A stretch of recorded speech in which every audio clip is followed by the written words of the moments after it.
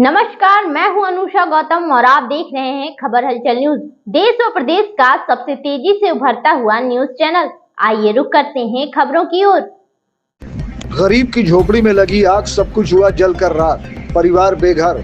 अब्बास अली जैदी उर्फ रुश्दी मियां ने तत्काल की आर्थिक मदद। रुदौली कोतवाली क्षेत्र के भौली गुलाब सिंह लोधी वार्ड नंबर 2 में उस समय अफरा तफरी मच गई जब एक गरीब परिवार राहुल रावत की झोपड़ी में आग लगने से हड़कंप मच गया। झोपड़ी में अचानक आग भड़क उठी। आग इतनी तेज थी कि कुछ ही देर में पूरी झोपड़ी जलकर राख हो गई। झोपड़ी के साथ घर का सारा सामान, कपड़े, राशन और जरूरी कागजात भी जलकर खाक हो गए। ग्रामीणों ने तुरंत मौके पर पहुंचकर आग बुझाने की कोशिश की, लेकिन तब तक कुछ भी बचाया नहीं जा सका। हालांकि इस हादसे में किसी के हताहत होने की सूचना नहीं है, लेकिन गरीब परिवार के सामने अब सिर छुपाने की बड़ी समस्या खड़ी हो गई। ग्रामीणों सहित रुदौली विधानसभा उपाध्यक्ष फरीद अहमद बाबा ने प्रशासन से मांग की है कि पीड़ित परिवार को तुरंत राहत सामग्री और आर्थिक सहायता प्रदान की जाए, ताकि वो अपने परिवार को जीवन को फिर से पटरी पर ला सके। वहीं सूचना मिलने पर रुदौली के पूर्व विधायक, पूर्व मंत्री अब्बास अली जैदी और रुश्दी मियां ने तत्काल आर्थिक सहायता कर पीड़ित की मदद की। खबर हलचल न्यूज से शिल्पा राजपूत की रिपोर्ट।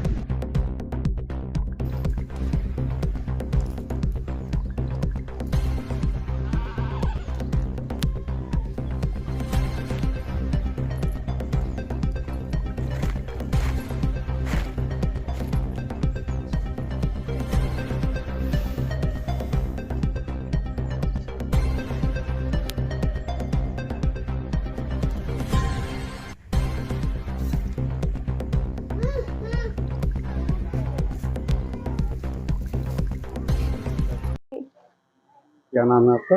अंजलि रावत। कौन सा गांव है ये? भौली। ये क्या हुआ है? जी, आग लगी हुई है।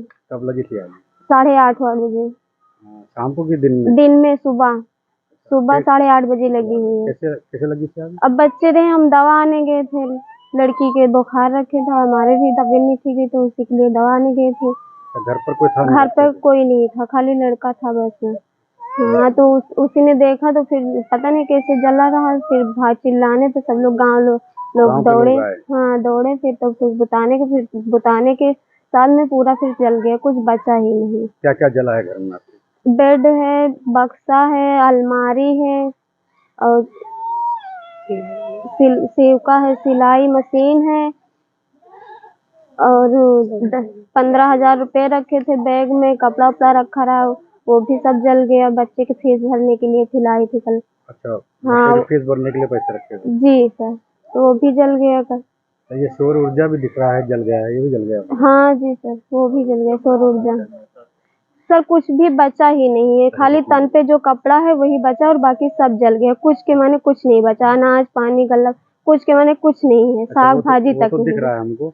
जी हुआ है और ज्यादा ही हुआ है। हाँ, बेड था, सिंगारदानी है, बक्सा है,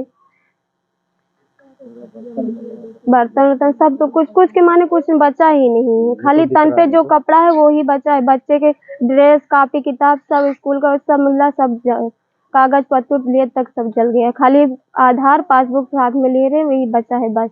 इसकी सूचना कहीं आपने दी नगर पालिका में या तहसील वगैरह में? जी, किसको बोला?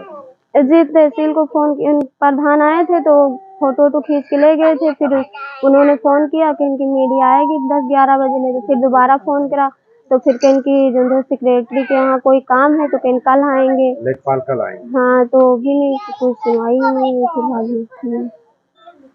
क्या नाम है आपका? मंजू रावत। ये क्या घटना हुई?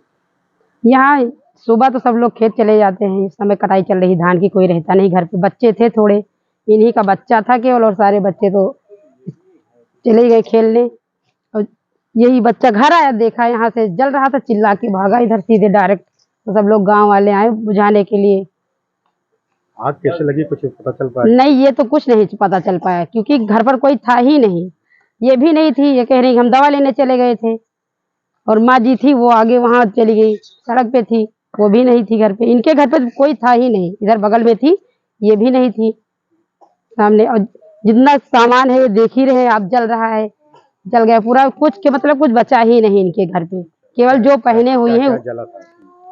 सिलाई मशीन है, बेड है, गैस चूल्हा जल गया है, सौर ऊर्जा है, सिंगारदानी है, अलमारी है, बक्सा है, अनाज पानी जो रखे थी, यानी पूरे घर में कोई भी बिस्तर तक एक चीज निकाला ही नहीं जा सका। चीज अंदर से सारी चीज जल गई, एक पलंग भी नहीं निकाल पाया गया, इतनी तेज जलने लगा।